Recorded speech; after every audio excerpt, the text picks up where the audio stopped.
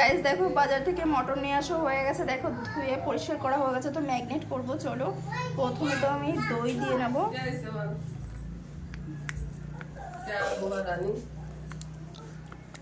কাম করো, ওই পেঁয়াজ রসুন গুলো কেটে দাও, কেটে রাখো। আমি তো গাইস দেখো দই দিয়ে নিলাম, আর পরিমাণ মতন হলুদও দিয়ে নেবে তোমরা। আমি দিয়ে নিচ্ছি আমার পরিমাণ মতন। তো মিক্স করি আমি এখন।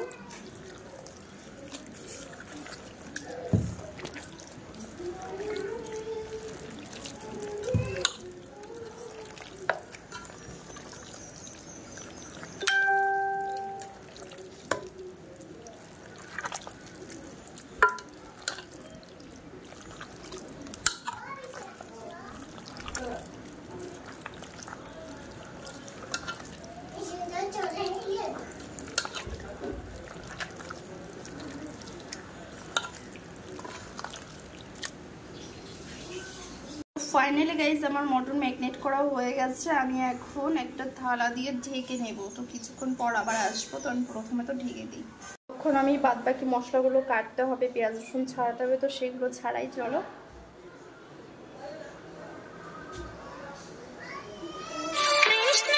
আমি মশলা পেস্ট করে নিয়েছি, এটা রসুনের পেস্ট, এটা আদার পেস্ট, এটা শুকনো লঙ্কা এবং কাঁচা লঙ্কা একসাথে পেস্ট করেছি, আর এটা হলো জিরের পেস্ট। আর এদিকে পেঁয়াজ কেটে নিয়েছি, এদিকে আলুগুলো বড় বড় করে কেটে নিয়েছি। তো আমি এখন গ্যাসটা অন করে দিয়েছি, আর দেখো কড়াইটা বসিয়ে দিয়েছি। তো দাগগুলো ইগনোর করো তোমরা, কড়াইটা গরম হোক।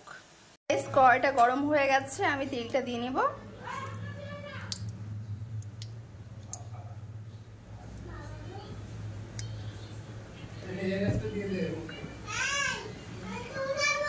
একদম খাঁটি সরষের তেল। দেখো তেলটা গরম হয়ে গেছে, ফুটছে। তো আমি তেলের ভেতরে আলুগুলো ফ্রাই করে নেব। তো আলুগুলো আমি একে একে দিয়ে নেব।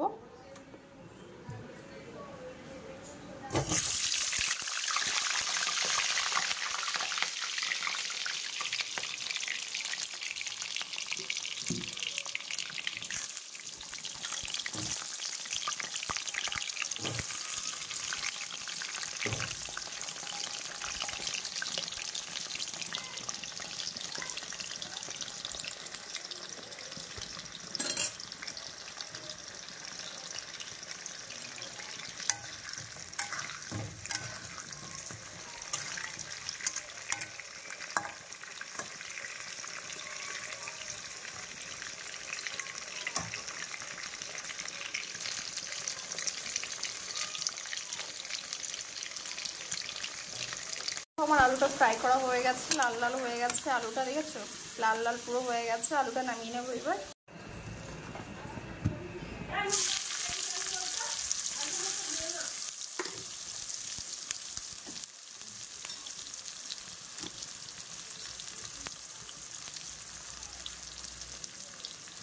পেঁয়াজটা দিয়ে নিলাম।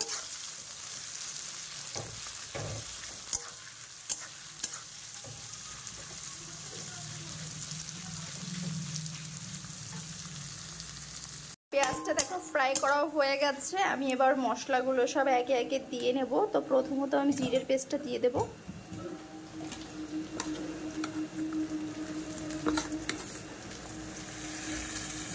তো এখানে দেখো আদার পেস্ট আছে, আদাটাও দিয়ে নেব।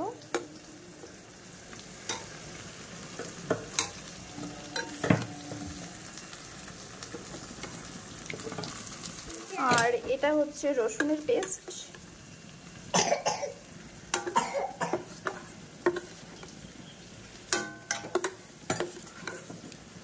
আর এটা তো তোমরা জানোই লঙ্কার পেস্ট।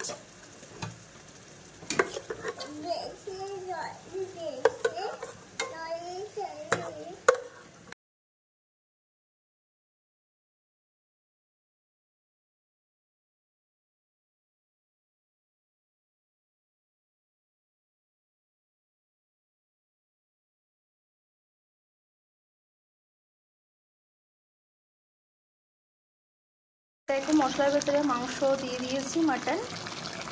তো মাটনটা এখন ভালো করে কষা করব।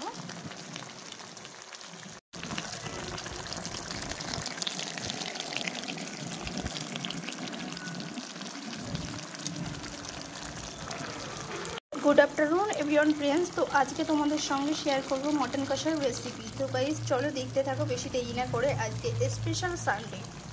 তো চলো গাইজ দেখতে থাকো।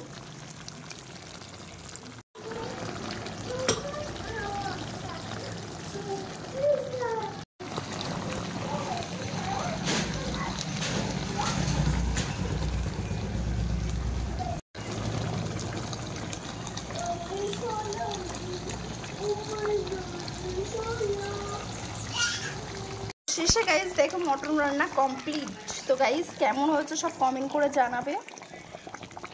আমার মাটন কষা হয়ে গেছে, তো আমি এখন বড় বড় করে আলু কেটেছিলাম, তো আলুগুলো দেখো দিয়ে নিলাম। দেখো আমি মাটনের ঝোল দিয়ে দিয়েছি, এখন ঝোলটা জাস্ট ফুটবে, তারপর আরও আছে বাদবাকি টিপস, দেখতে থাকো। গাইজ আমার মাংস রান্না কমপ্লিট। গাইজ দেখো কেমন হয়েছে, যদি ভালো লাগে ভিডিওটা অবশ্যই লাইক কমেন্ট শেয়ার করবে। তো বাই বাই, টাটা। নেক্সট ব্লগটি খুব শীঘ্র দেখা হবে তোমাদের মাঝে।